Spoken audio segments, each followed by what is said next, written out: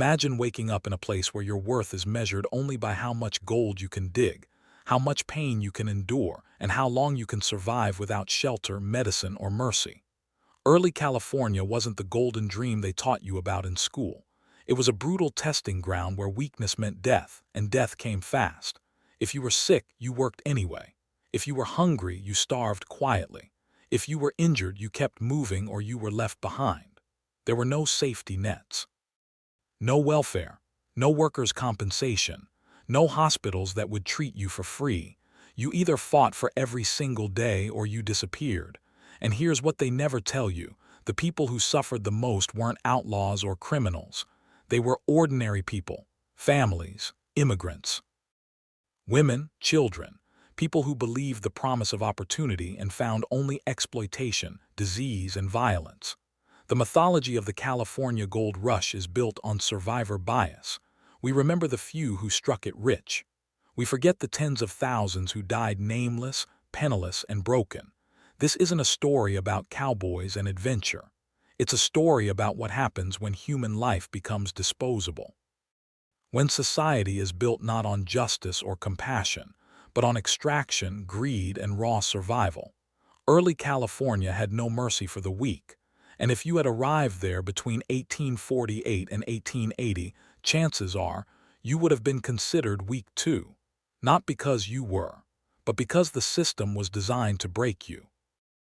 Let's talk about what life was really like when gold was discovered, when California exploded into chaos, and when being vulnerable, sick, poor, young, female, or foreign, meant you were already losing a game you never agreed to play. It's January 1848. A man named James Marshall finds flakes of gold in the American River near Coloma. Word spreads slowly at first, then explodes. By 1849, over 80,000 people flood into California from all over the world. They come by ship around Cape Horn. They cross the Panama Jungle.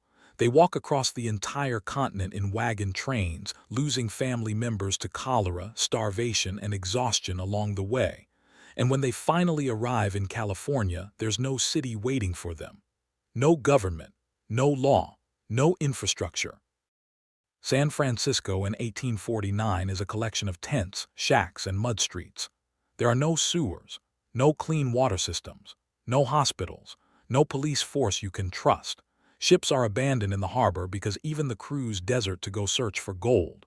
The population explodes from less than 15,000 in 1848 to over 250,000 by 1852. But California isn't a state yet. It won't become one until 1850. That means for years it's essentially lawless. Makeshift governments form and collapse. Vigilante justice is common. Violence is everywhere. And it's not just Americans. There are Chinese laborers, Mexican miners who were already there before the gold rush, Chilean immigrants, French adventurers, Irish refugees fleeing famine, freed and enslaved Black Americans, indigenous peoples being slaughtered and displaced. Everyone is competing for the same dream. But here's the reality. By 1850, most of the easy gold is gone. What's left requires industrial equipment, money, and manpower. The individual prospector with a pan and a dream, he's already obsolete. So what do people do? They take whatever work they can find. They dig, they haul, they build railroads. They work in laundries, kitchens, brothels, saloons. They do backbreaking labor for wages that barely cover a week's rent in a filthy boarding house. And if you're weak, if you get sick, if you're too old, if you're a woman without a man, if you're a child, if you're Chinese or Native American or Mexican, your options shrink to almost nothing. There's no social safety net, no church charity that can handle the scale of suffering, no government assistance. You either work, beg, steal, or die, and dying was common. Between 1848 and 1855, thousands of people died from cholera alone. Thousands more from typhoid, dysentery, scurvy, tuberculosis, workplace accidents, murders, and suicides. The real story of early California isn't about gold. It's about what happens when human beings are thrown into a pressure cooker of greed, disease, violence, and desperation, and told to survive on their own. The weak didn't just struggle. They were crushed. And the system didn't care. Because in early California, your value was determined by one thing: how much profit someone else could extract from your body before it gave out. Let's talk about what your actual day looked like if you were living in early California. You wake up in a tent. If you're lucky, it's a canvas tent. If you're not, it's a lean-to made of branches and scrap wood. There's no floor. You sleep on dirt, on a pile of hay if you can afford it, or directly on the cold ground if you can't. It's still dark. It's freezing. You have no heater, no blanket thick enough to keep you warm through the Sierra Nevada night. You're already exhausted because you worked 14 hours yesterday and you'll work 14 hours today. You step outside. There's no bathroom. You walk to the edge of camp and relieve yourself in the dirt. There's no toilet paper. You use a rag, a leaf, or your hand. You don't wash it because there's no clean water nearby. Breakfast. If you have money, you buy a piece of stale bread and a cup of coffee that costs as much as a meal would back home. If you don't have money, you don't eat. Hunger is normal. Malnutrition is normal. Scurvy, where your gums rot and your teeth fall out, is common because fresh vegetables are rare and expensive. Then you walk to the mine or the construction site or the fields. You work in the rain. You work in the heat. You work while you're sick because if you don't work, you don't get paid, and if you don't get paid, you starve. Let's say you're working in a mine. You're standing in water up to your knees for 12 hours a day. Your boots, if you have them, are rotting. Your feet are covered in sores. The water is contaminated with human waste from upstream camps. You're breathing in dust, mercury vapor, and smoke. Your lungs burn. You cough constantly. If you're building the railroad, you're doing the most dangerous jobs: blasting tunnels through granite, laying tracks on cliffs, hauling timber in the snow. Men die every week from explosions, rock slides, falls, and exposure. Nobody investigates. Nobody compensates the families. You're just replaced. If you're a woman, your day might look different, but no less brutal. You're cooking for 20 men in a mining camp. You're washing their clothes in a freezing river. You're serving drinks in a saloon where men grab you and you can't say no because you need the tips to survive. Or worse, you're working in a brothel because it's the only job that pays enough to keep you alive. If you're a child, you're working too.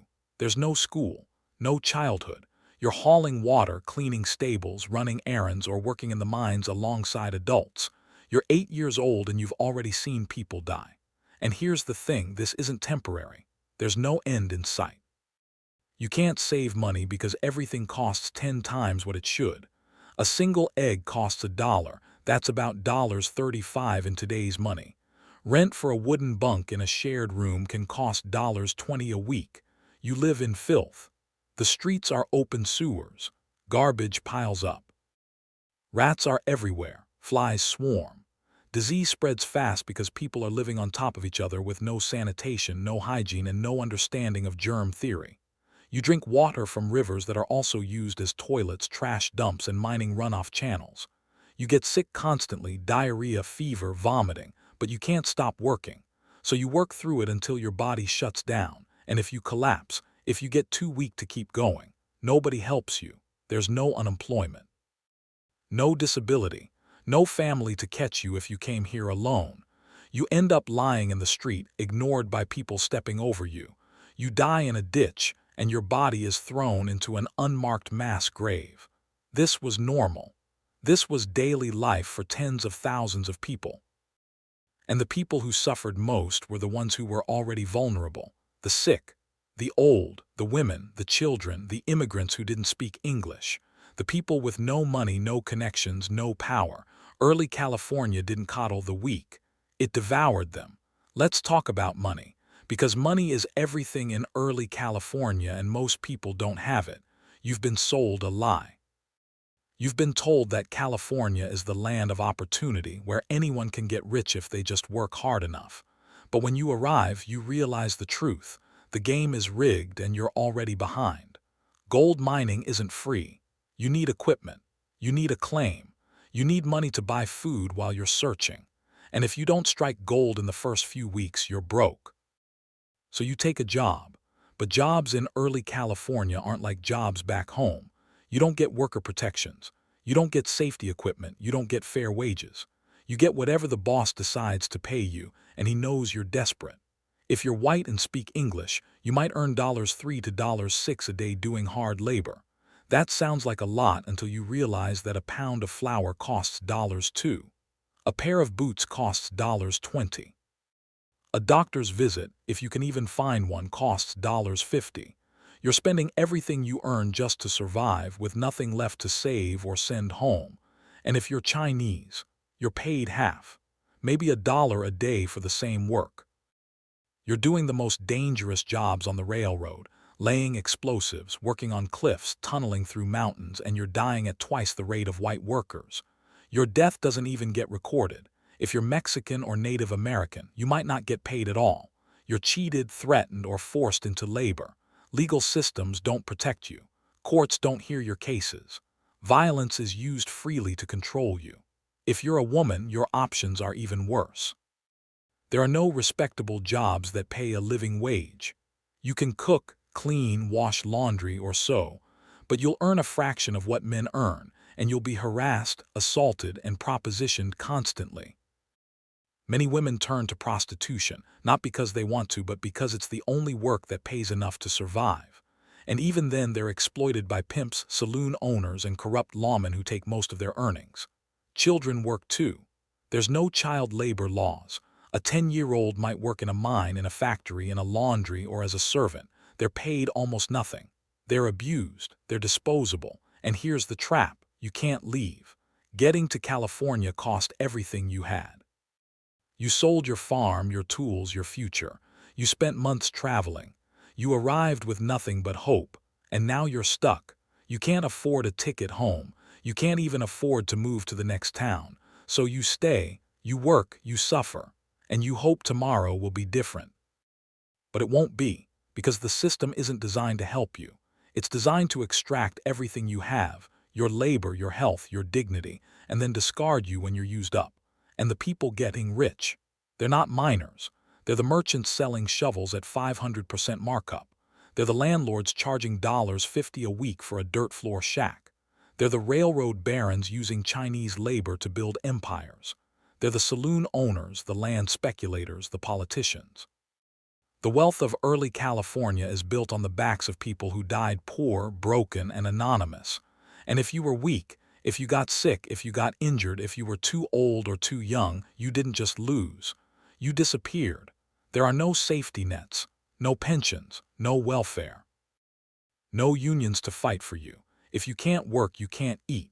If you can't eat, you die. That's not an exaggeration. That's the reality. Poverty in early California wasn't just about being poor. It was about being powerless, about being disposable, about being a body that someone else could profit from until you broke. And the system didn't just allow it. The system required it, because early California wasn't built on opportunity. It was built on exploitation.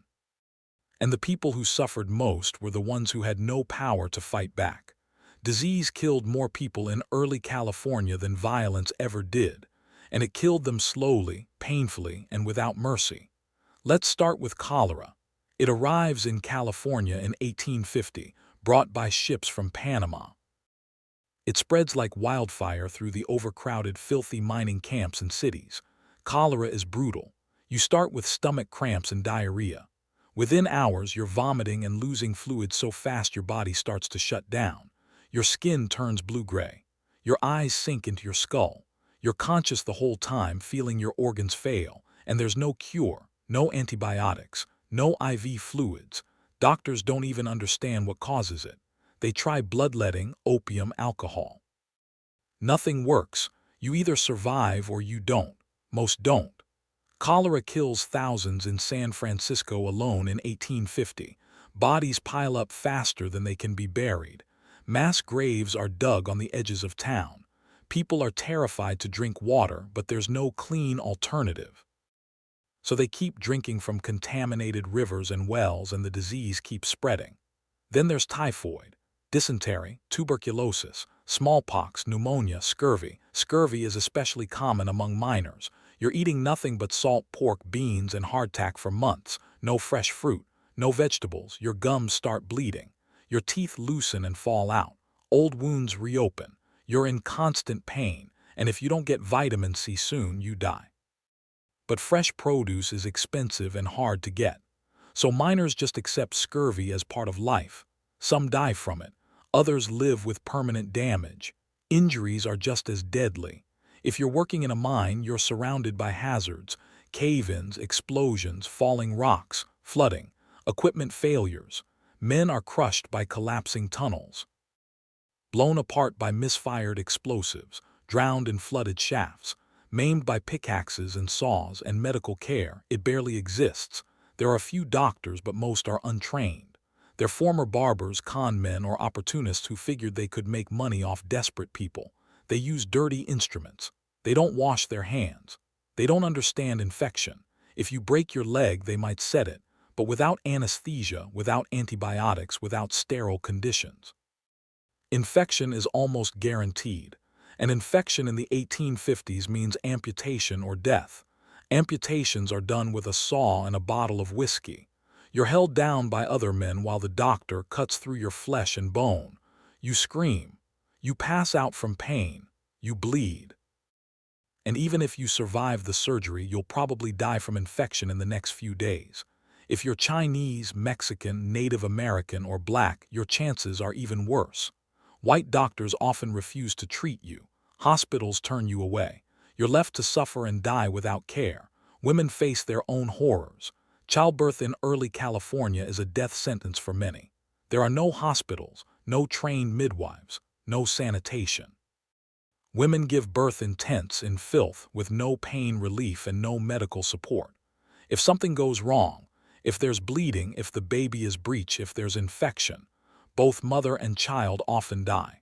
And even if they survive, the lack of nutrition and care means many infants don't live past their first year. Death is everywhere. It's so common that people become numb to it. You see bodies in the street and you step over them. You hear about someone dying and you shrug. You bury a coworker and you're back at work the next day. Because in early California, life is cheap, especially if you're poor, sick, foreign, or weak. There's no compassion, no mercy, no system to catch you when you fall. You either survive on your own strength or you die. Early California is one of the most violent places in America. And the violence isn't random, it's structural. It's built into the system. Let's start with the obvious: murder. In San Francisco between 1849 and 1856, over 1,200 murders are recorded. That's more than one per day in a city of just 30,000 to 50,000 people. And those are just the murders that get reported. Hundreds more go unrecorded because the victim was Chinese, Native American, Mexican, or simply unnamed. People kill for gold, for insults, for land, for no reason at all. Arguments in saloons turn into shootings. Claim disputes end in stabbings. Drunken brawls leave men dead in the street. And law enforcement, it barely exists. There are sheriffs, but they're often corrupt, outnumbered, or simply don't care. Police forces are small, underfunded, and ineffective. Criminals know they can get away with almost anything. So communities form vigilante committees, groups of armed men who decide to take justice into their own hands. They arrest people. They hold trials with no legal authority. They hang people in the street. In San Francisco in 1851 and again in 1856, vigilante committees take over the city. They execute dozens of men, some guilty, some not. They exile others. They rule through fear. And while some vigilantes genuinely believe they're restoring order, others use it as an excuse to eliminate business rivals, settle personal grudges, or terrorize minorities. Chinese immigrants are favorite targets. They're robbed, beaten, and murdered with impunity. Their businesses are burned. Their homes are destroyed. And when they try to seek justice, the courts refuse to hear them. California law literally prohibits Chinese people from testifying against white people in court. Mexican and Native American communities face even worse. Native Americans are hunted for sport. The state of California offers bounties for Native American scalps. Militias are formed specifically to wipe out entire villages. Between 1848 and 1870, California's Native American population drops from around 150,000 to less than 30,000. This is genocide. Mexicans who were living in California before it became a U.S. state are systematically dispossessed of their land. Legal claims are ignored. Violence is used to drive them off. Lynch mobs target Mexican miners and ranchers. Women face a different kind of violence. Sexual assault is rampant and almost never prosecuted. Women are viewed as property. If you're a woman traveling alone, you're assumed to be a prostitute. If you're married, your husband legally owns you. Domestic violence is considered private. Men beat their wives and society looks the other way. There are no shelters, no protection orders, no legal recourse. And if you're a prostitute, you're fair game for everyone. You're beaten by clients, exploited by pimps, arrested by police who then assault you. You have no rights, no protection, no way out. Theft is constant. You can't trust anyone. Gold dust is stolen. Supplies are robbed. Homes are burgled. If you leave your tent unattended, everything inside will be gone when you get back. Banks fail regularly, taking people's savings with them. Con men sell fake mining claims. Merchants sell poisoned food. Snake oil salesmen sell medicine that kills people. And there's no accountability, no consumer protection, no fraud investigation. You get scammed, you lose everything, and that's just how it is. Violence and crime in early California aren't anomalies. They're features of the system. When you create a society with no real law, no accountability, no protection for the vulnerable, and no consequences for the powerful, this is what you get. And the people who suffer most are the weak, the sick, the poor, the foreign, the female, the young, the old. If you can't defend yourself, you're a victim, and there's no one coming to save you. If you were a woman, a child, or an immigrant in early California, your life was exponentially harder. You weren't just facing the same brutal conditions as everyone else. You were facing an entire system designed to exploit, exclude, and destroy you. Let's start with women. In 1850, men outnumber women in California by more than 10 to 1.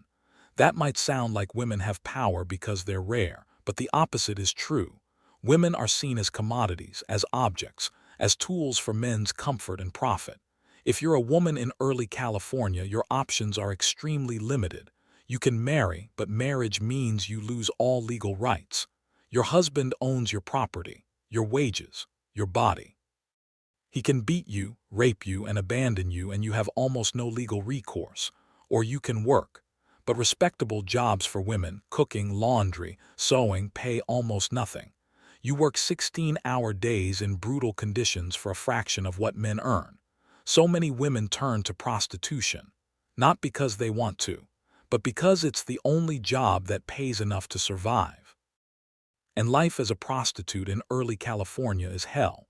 You're controlled by pimps and madams who take most of your money. You're abused by clients. You're arrested by police who then assault you and demand bribes. You're exposed to disease with no medical care. Many women die young from violence, disease, or suicide. Chinese women have it even worse. Thousands are trafficked to California and forced into sexual slavery. They're bought and sold like property. They're locked in brothels. They're raped dozens of times a day. If they try to escape, they're hunted down and killed. And society blames them. Not the men who buy them, not the traffickers. The women themselves are seen as immoral, dirty, disposable. Now let's talk about children. There's no childhood in early California. If you're a child, you work. You work in mines, in fields, in factories, in kitchens. You do dangerous, backbreaking labor for little or no pay. You're not protected by law. There are no child labor laws, no mandatory schooling, no social services. If your parents die or abandon you, you're on your own. You beg, you steal, you starve. Child abuse is rampant and ignored. Children are beaten by parents, employers, and strangers. They're sexually exploited. They're trafficked. And no one intervenes because children are considered property. Orphan children often end up in workhouses or are adopted by people who use them as unpaid servants. Some are forced into prostitution. Others die on the streets. And if you're an immigrant child, you're even more vulnerable.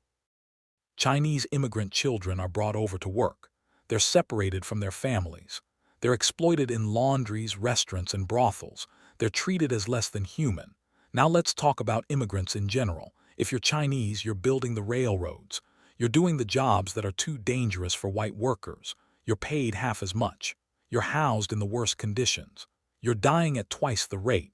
And when you die, your body is thrown aside like garbage. You're also legally excluded. The foreign miners tax specifically targets Chinese miners, forcing them to pay exorbitant fees that white miners don't pay. You can't testify in court.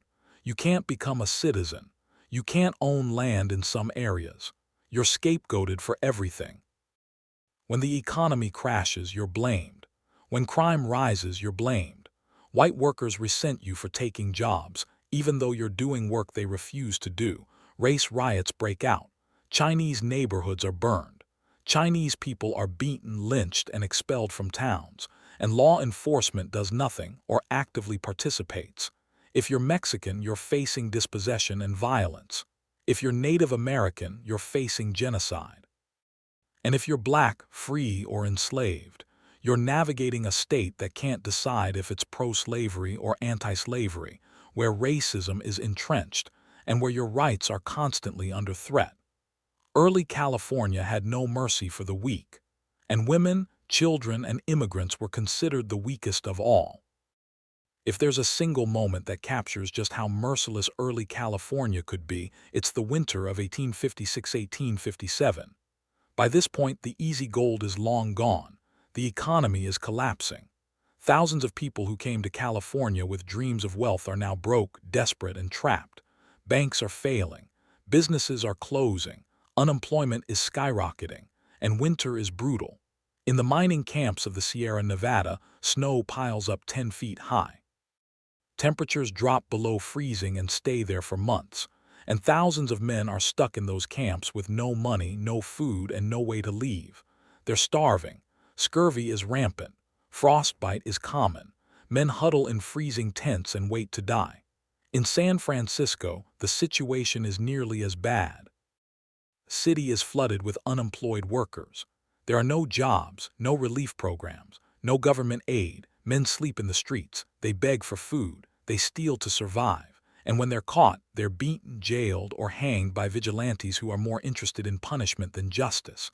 And the people who suffer most, the ones who were already vulnerable.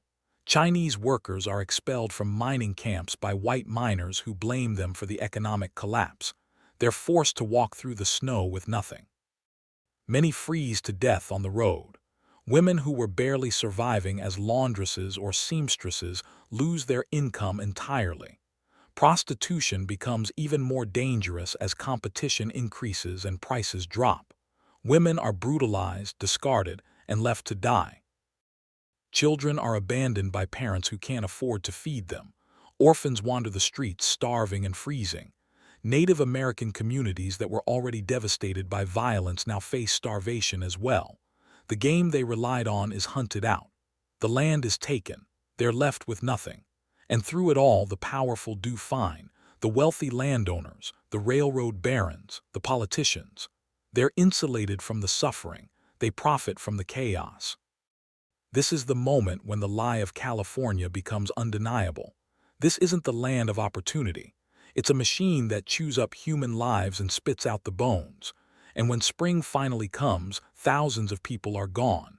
Dead from starvation, disease, exposure, violence, or despair. The survivors don't talk about it much. There's no memorial, no reckoning, no apology, because in early California, suffering isn't a tragedy, it's just the cost of doing business. And if you were too weak to survive, that was your fault, not the system's. That's the message, that's the reality. And that's why early California had no mercy for the weak. Let's talk about now. Right now, as you watch this, you're probably sitting somewhere safe. You're not worried about cholera in your water. You're not working 14-hour days in a freezing mine. You're not watching your children die of starvation or disease. If you get sick, you can go to a hospital. You might complain about the cost, but you'll be treated. You'll get antibiotics, surgery, pain relief, things that didn't exist in early California. If you lose your job, you don't starve. There's unemployment insurance, food stamps, shelters, charities, a safety net that, while imperfect, exists. If someone assaults you, you can call the police. You can press charges, there are laws, courts, a justice system that, while flawed, at least theoretically protects you. If you're a woman, you have rights. You can own property, vote, work, leave an abusive marriage. You're not considered your husband's property. If you're a child, you don't have to work. You go to school. There are laws protecting you from abuse, agencies that investigate neglect. If you're an immigrant, you have legal protections. You can't be killed with impunity. You can testify in court. You can become a citizen. None of this existed in early California. Food you eat is regulated. The water you drink is clean. The buildings you live in meet safety codes. The jobs you work have minimum wage laws, OSHA protections, and workers' compensation. You take all of this for granted, and you should, because these things are normal now. But they weren't always normal. They were fought for, built over generations, paid for with the suffering of people who lived through systems that had no mercy. Early California shows us what happens when society doesn't care about the weak. When profit matters more than people. When there are no protections, no accountability, no compassion. It shows us the cost of that world, and it should make you grateful, not just for what you have, but for the fact that we, as a society, decided that world was unacceptable, that we could do better, and that the weak deserve mercy. The story of early California isn't just history, it's a warning. It's a reminder of what happens when we treat human beings as disposable, when we prioritize profit over people, when we let the strong devour the weak without consequence. The people who built California, the miners, the railroad workers, the laundresses, the children, the immigrants, didn't get to enjoy the wealth they created. They suffered, they died, and they were forgotten. But their suffering bought us something. It bought us the world we live in today, a world with labor laws, with public health, with safety nets, with rights. It's not perfect. There's still exploitation, still inequality, still suffering, but it's better than it was. And it's better because people learned from the horrors of places like early California and said, never again. So the next time you complain about regulations or taxes or government programs designed to protect the vulnerable, remember where we came from. Remember the children who died in mines, the women who were trafficked and discarded, the immigrants who were murdered for their race, the sick who were left to rot in the streets. Remember that early California had no mercy for the weak, and be grateful that we live in a time and place that at least tries to. If this story affected you, share it. Not because it's easy to hear, but because it's important to remember. The past isn't past. It's a foundation. And if we forget what it was built on, we risk building the same thing again. Don't let that happen.